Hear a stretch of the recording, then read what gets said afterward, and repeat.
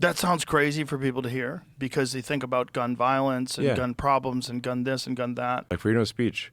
The reason the founders of the country put, the freedom of speech there is because they came from countries where if you spoke your mind, you would get shot or imprisoned. That's why the First Amendment exists. And the Second Amendment is there to stop the tyranny of government. The Second Amendment, the right to bear arms, is there to protect freedom of speech. Um, you know, um, and I've had these debates, especially with people in LA, because they're like, want to take everyone's guns away. And I'm like, yo, can you guarantee me that that we will never have a tyrannical government in the United States? Can you make that guarantee? But like, well, nobody can make that guarantee. I'm like, then we need to keep our guns, because that's what's going to stop it.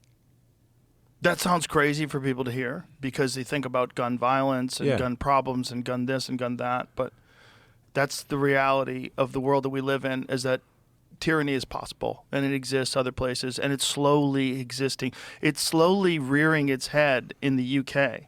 You're Yeah. seeing, I think the number of people that have been arrested for just social media posts is bananas. It's in the thousands. Yes, several thousand people have been given prison sentences in the UK for social media posts where there was no explicit link to actual violence, but they just said it encouraged violence. I'm like, well, did anyone actually do anything as a result of that media post? Well, no, but they just and then they have a prison overcrowding situation in the UK, so they're quite literally releasing convicted pedophiles and putting people in jail for Facebook posts.